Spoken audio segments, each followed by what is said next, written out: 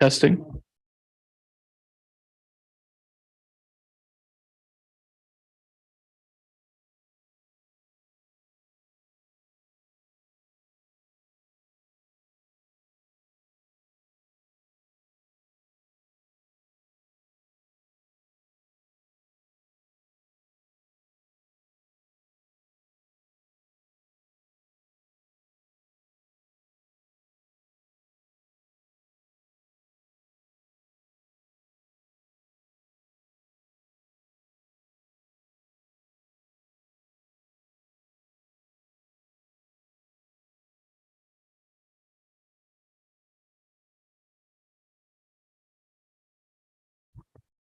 Today is Monday, February 27th, 2023. We'll call the meeting to order at 5:31 p.m. and we will start with the Pledge of Allegiance.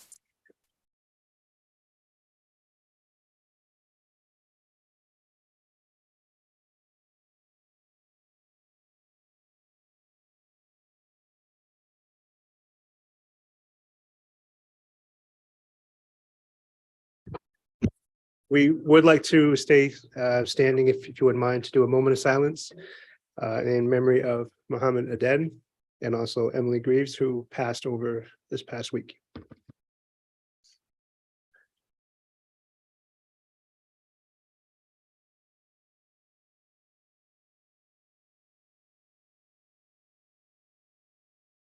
Thank you, everyone.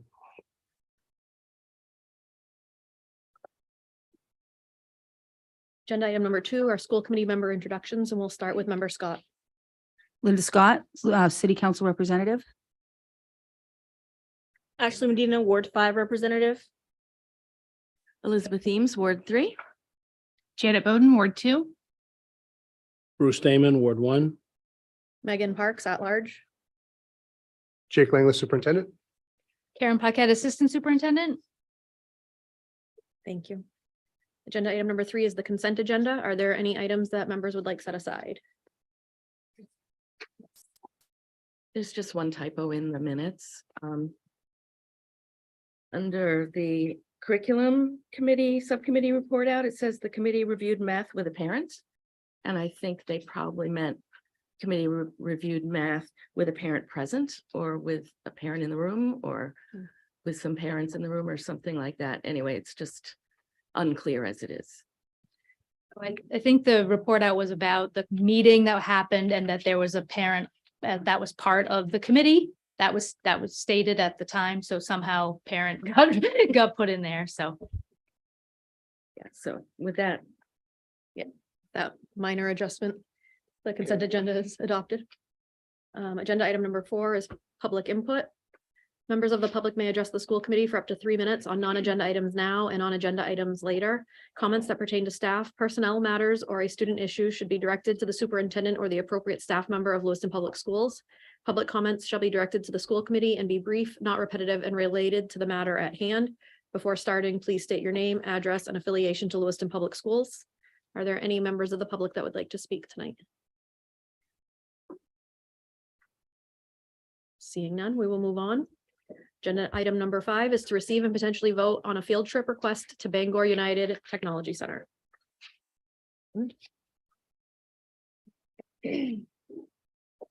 Looks like Mr. Callahan is going to present.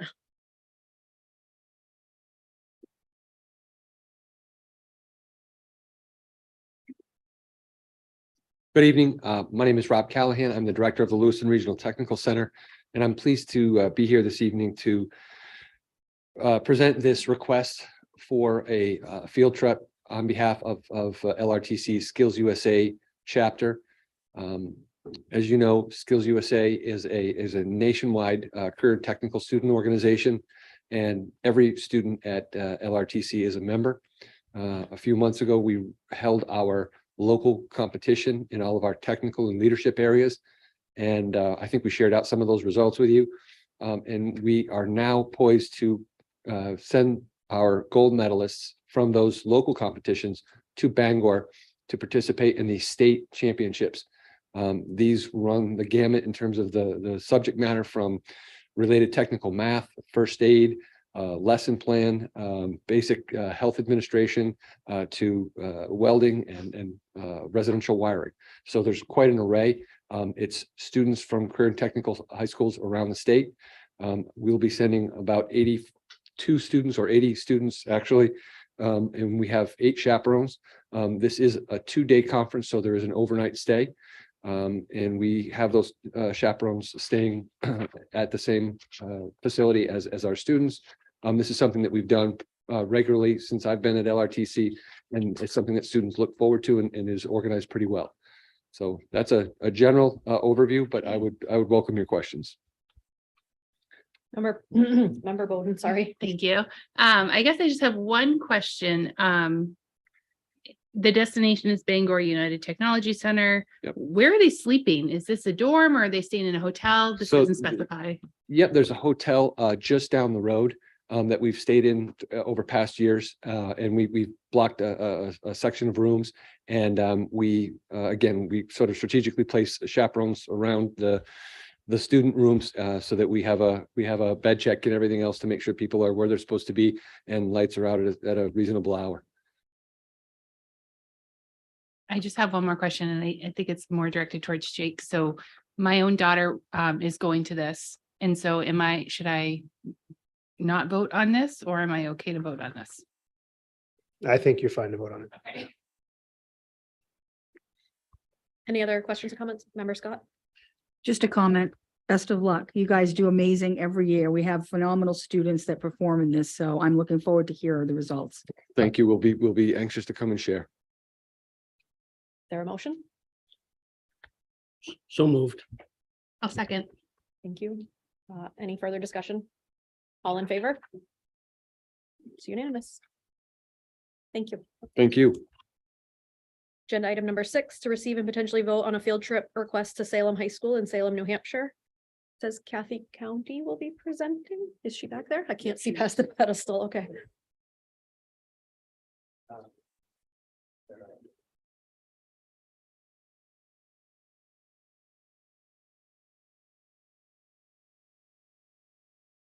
Madam Chair, if you don't mind, while they're coming up to the podium, I did want to say that Layla has joined us, so thank you very much for joining us, the student rep.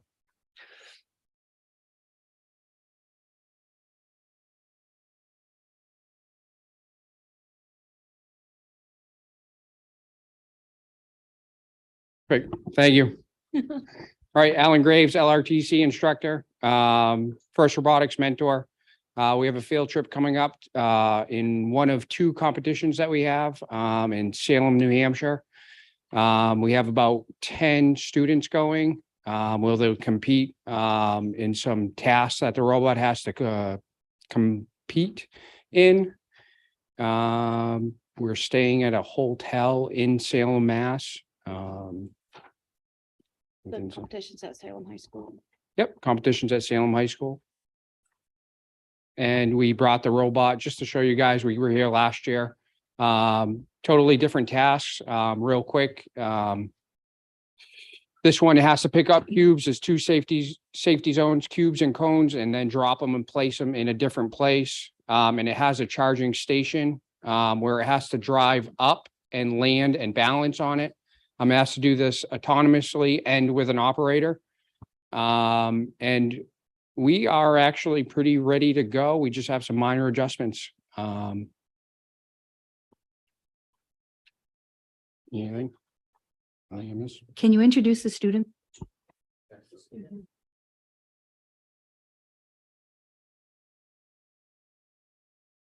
You thought I was pushing it. I'm not good at this. Ahmed, he is a LRTC student, 2nd year in the first robotics program. And then we have Alex Willett, another mentor.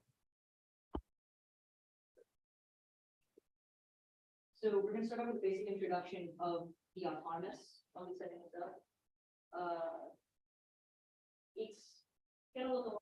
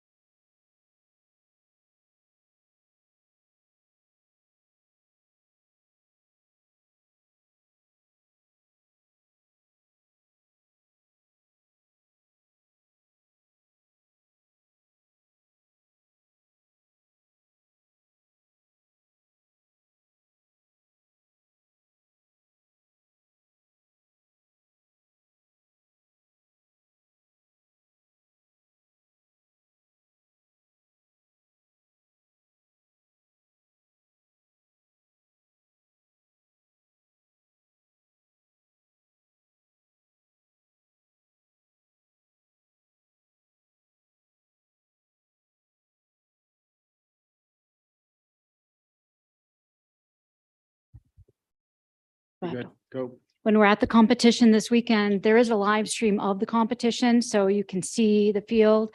I'll put that stream, the link to that stream up in several different places. The robotics team does have Facebook, Twitter, and Instagram, but I can forward that to the school committee so that you could tune in at any point. I won't know when we're scheduled to go until Thursday night, Friday morning. Right. So anyway, if we get approved, I'll have that and I can send you that link and stuff, but then you can understand maybe if you're interested what the goal points are and what's going on.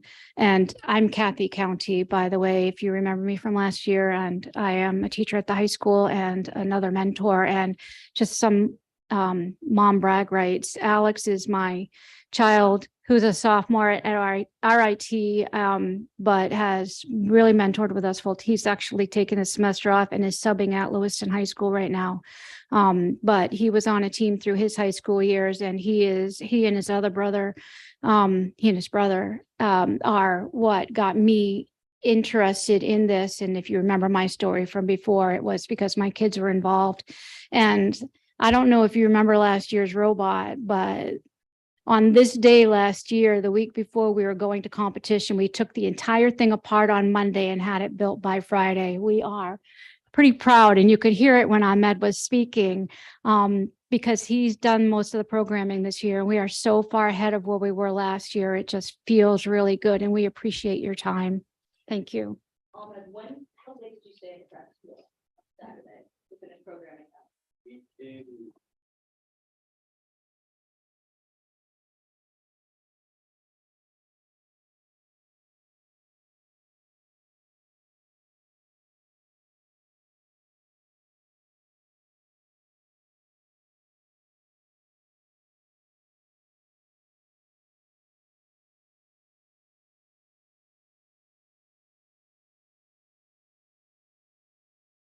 Good cover. Do any, Yeah, sorry. but no, I've been watching, I'm not gonna lie, the biggest reason why I took a position in teaching at the high school is because it allowed me to do more time with robotics. And the Friday before vacation, we didn't have wheels on the robot. And yesterday, Saturday he finished the auto leveling program, and yesterday he completed 2 more autos. As well as the team put that intake together. Earlier the week, they put the wheels on, the e-board on, the electronics board on, all that. And I've spent 4 years in my own robotics team, but these last 2, it's been really proud to watch these students grow. Especially you, honestly. Second day of our first event last year. Oh, it's so whiny. Do any school committee members have questions or comments? Member Scott? So I just want to point out that Ahmed is also on the Lewiston Youth Advisory Council, and he's quite the rock star over there as well. And Kathy, can you just post that on your Facebook so that some of us I'll grab it that morning and share it out. So we could share it on Lewiston Rocks and other places. Okay.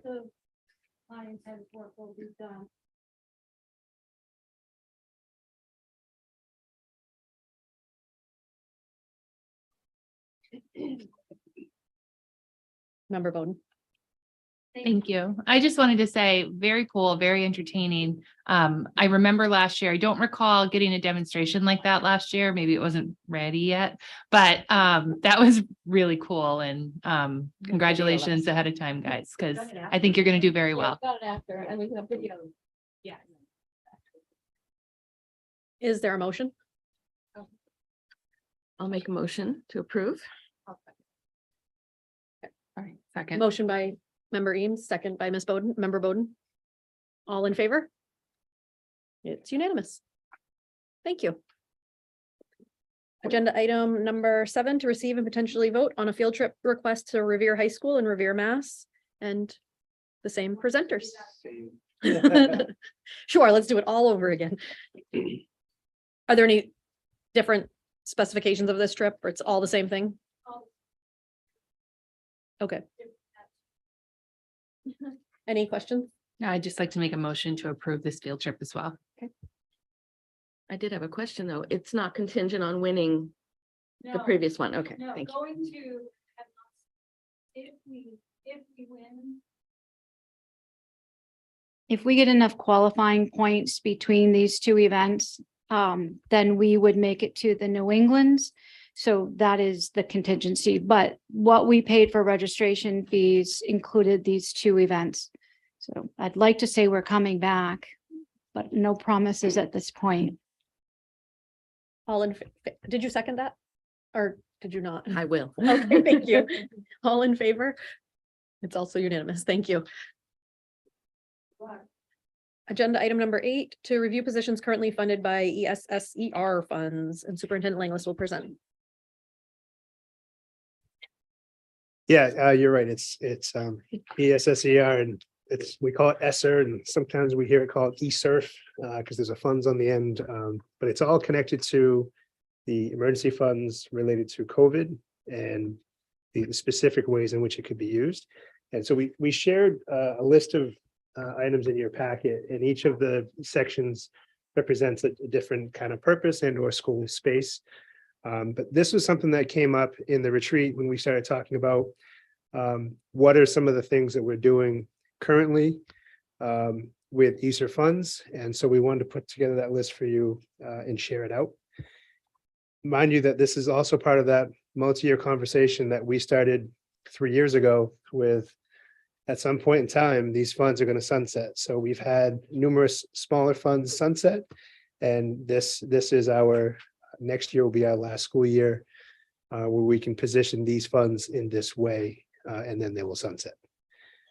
And so I just wanted to share those lists with you so that you had a copy of it.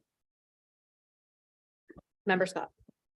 Thank you. So just a couple of questions, and just so we can have some maybe a little bit more clarification for the public if they were to look at this list to understand. So we have things like an ELMS teacher, RR teacher, interventionist, SEL teacher.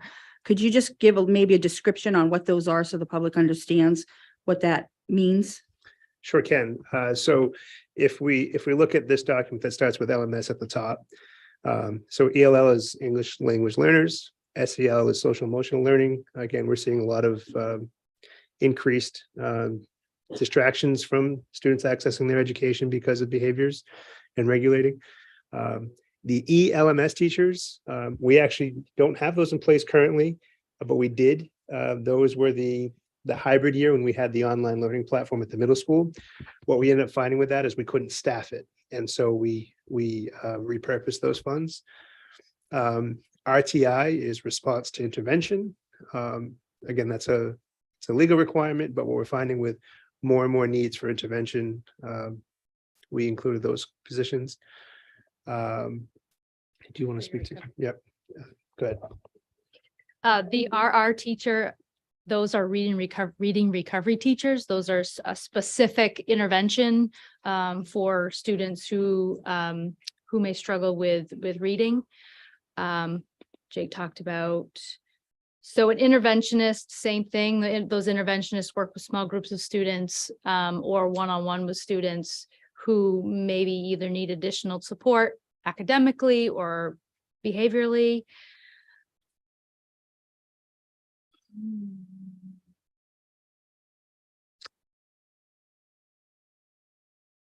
We do have at Connors, we currently do have a classroom teacher that is funded with these funds. It was an additional teacher. It was not one that was in the local budget and moved to this. This was an addition based on class size at the time. There's some social workers in here, and then there's some additional supports, guidance counselors, things of that nature.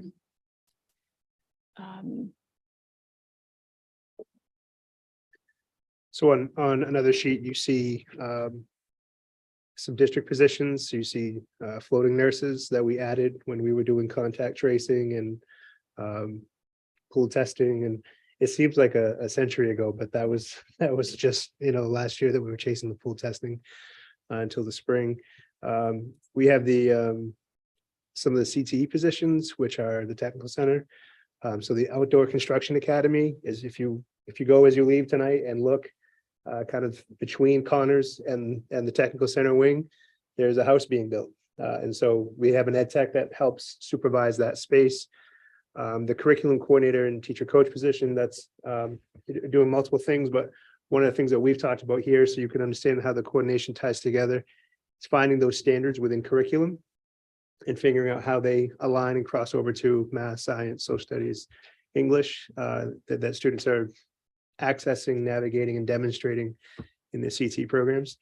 And we also have some adult ed components. And part of the reason why some of these are built the way they are in separate sheets is when the ESSER funds came in, they said you have to spend this much, which is being allocated to adult ed, this much being allocated to CTE. You can do this much for health response, which is the district floating nurses. So just wanted to share those. But the others, school-based components are all pretty relative as far as the different acronyms and whatnot. But I'm happy to answer any questions that you may have. Other than the ELMS teachers, are there bodies in all of these positions right now?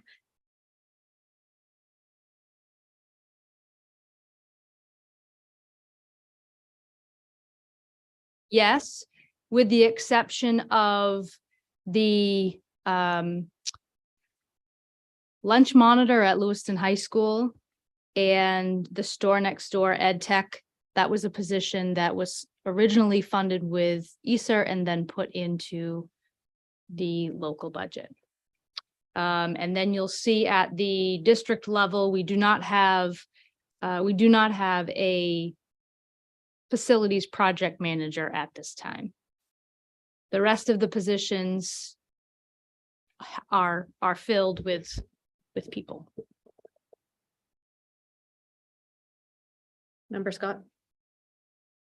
So at the bottom of the page, on the last set of pages, it says that there are 40 total on ESSER 2, 40. So that's just those those school positions that we're seeing there. That's not, or there's some district on there. So when you say these three, is that outside of those 40 or it's actually 37? It's actually 37. Okay. Yeah, so there were 40 total positions that we were approved for Okay. in the grant. And we currently have 37 of them filled. That would have been a much more eloquent way to say it. Thank you for saying it that way. And if I may, I actually have a few questions. So when we look at these positions and we think about, we're starting budget Wednesday. And these ESSER funds are done when? So we have them for the duration of next school year. Including all of next school year? So Yes. on this budget coming forward, we're going to Yes. have this available. Yes. But after that, it will not be. So that we have portions of the funding available. What we're trying to do is just maximize what we can to finish up some of the HVAC projects and maintain the positions that we're able to. I would anticipate that through the budget process, the committee may want to find some reductions or move some things to find money elsewhere. But I just wanted to share this as encompassing because one thing I know we will not be able to do is take 37 positions and put them in the budget a year from now for the following year. And so we're just trying to share the information and stay ahead of it for people. So I guess to stay ahead of it, what I'd like to see is maybe we can have a breakdown on these different positions and the viability of those positions. How are they working in our school department? How is the SEL program really working? And what is the results that we're seeing after having them for 2 years? What is the results that we're seeing with the interventionists? All of these things. I think it's going to be a really important conversation because in order to support it, we've got to have some backing to say, okay, this is working for our school. This is helping our students. Is it helping with our graduations and helping keeping our kids in school? Keeping kids from being truant and those sorts of things, especially when it comes to social emotional learning and that sort of stuff. I think it's really important if we can get some real statistics to help us figure out where we're going to go with all of this. Yeah, we have been tracking some of that. We'll continue to do so over the year so that anything that we want to put in front of you for the following year, we want you to be informed in that. But I would also say that what we're analyzing right now is vacancies. As you know, we have a lot of unfilled positions, and what of those could we live without as we maximize the potential for these, without creating a giant influx of, 40 positions and saying, hey, we really have to have these. We're looking for ways to trim where possible to maximize what some of these folks do. But also, if we've been able to live without something that's been vacant for 2 years, why? And being really analytical about that. We've started that work. And I guess that's sort of where my mind is going to, and thinking about, we have an election year coming up this November where we don't know who's going to be here. If we have different people who are going to be making decisions on that budget next year, right, with possibly these 37 positions and where we're going to go with them, and if we're going to have the funding for it, it's really going to be important to have that information. Thank you. Any other questions, comments? Some of the district positions, like the COVID federal grant accountant, are any positions like that sort of phasing out this year, or are all of these positions continuing through the next school year as well? So Karen may want to add to this, but that is essentially our invoicing and the grant accountant work. I know it says it in the title, but without the invoicing ability, we wouldn't get reimbursed. It's a reimbursement model. So we're actually spending large sums of money, and then we wait for reimbursement. And so that invoicing person will probably be on as long as we can, because without them, we have no one to do that. And then the federal grant accountant piece is really critical, because when this happened, we received close to $14 million. That's more than some school districts' budget, in a smaller school district. And so having someone to account for those with specialized codes, federal constraints, federal requirements is something we'll have in place probably right until the end. The other thing I would say, and I don't know if Bill wants to speak to it, but we're finding a lot of good synergy in our business office, working with the folks that are doing the invoicing. So it's been a nice shift. And I think that we're also seeing ways in which we can position ourselves for some other funding that in the years prior, we were not able to, as far as grant writing and chasing some things that in the past have been more challenging just because we don't have the capacity.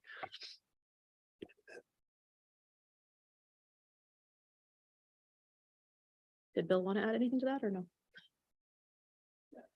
Okay. All right. Agenda item number 9 is report from school committee chair.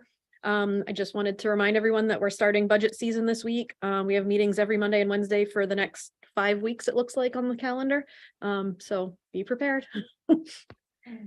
I would like to add, and people will see a change in the invite or the agenda that comes out, but there was one agenda that went out that Austin actually picked up on that said Connors, but our budget meetings will be here unless we need to move to Connors for some reason. So we'll resend that notice out, but just for anybody listening who might want to be here for the budget conversations, we'll be at the Green Label. Agenda item number 10, report from school superintendent.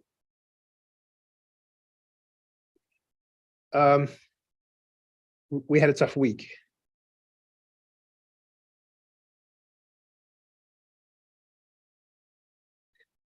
I don't have a lot of words, but we lost a couple people, and I think we're still trying to sort that out. And so Next Step had a day today. A lot of kids showed up.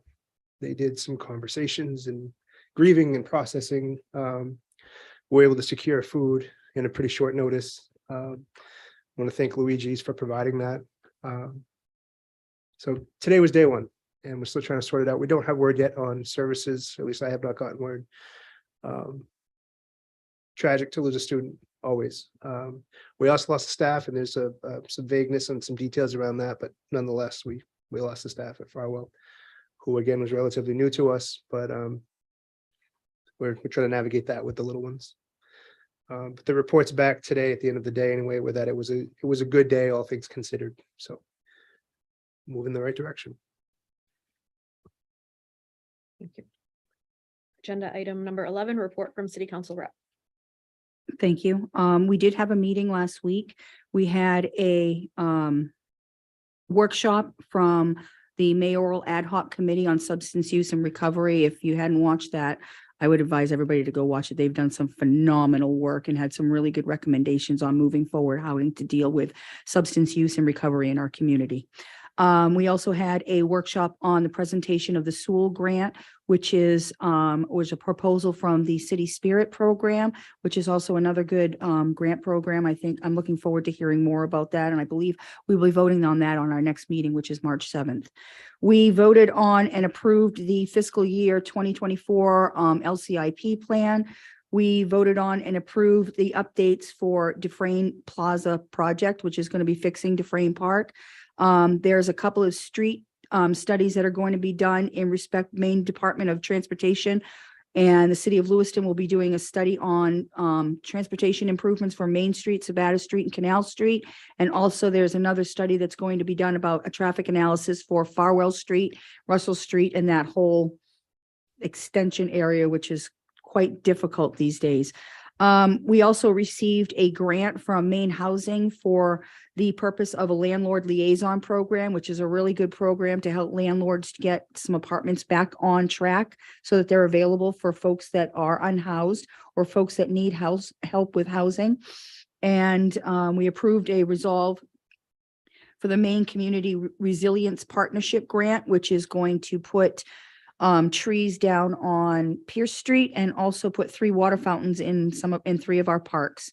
So that was a good thing. And we have a joint workshop tomorrow night with the planning board where we're going to discuss the new River Island master plan. And the plan is pretty impressive. So I would advise folks to take a look at that also. It looks like some good stuff moving forward here. And that's that. Thank you. Thank you. Agenda item number 12, report from our student reps. Do either of you have anything to report for us? Not We don't have really. anything to report, really. Okay, thank you for being here. 13 is update from school committee subcommittees. Has anyone met? This seems. Curriculum committee just met. And we talked about the various enrichment programs, early college and bridge programs and all kinds of added opportunities that our students get. And we have more meetings planned for the year with agenda items to be announced. So if anyone has any particular agenda items for us, please bring them to us. The students especially, please think about curriculum issues that you might want to bring forward to us. Thank you. Anyone else? Ms. Scott, member Scott? The facilities committee met, I thought it was last week, but I'm a week off. The week before that, and we met with another company to talk about, well, actually a company that already been proposed to us for some of the air quality systems, but we need to get together again and now look at the 2 proposals that we have and make some decisions as to where we're going to go with the whole project for the Lewiston High School. And I'm excited to see where we're going to go with that, because this is going to be a big deal and something that's going to really help with this air quality in the school for the next 20 years, we're hoping. Good. Number 14, school committee community announcements. Does anyone have anything? Member Eames?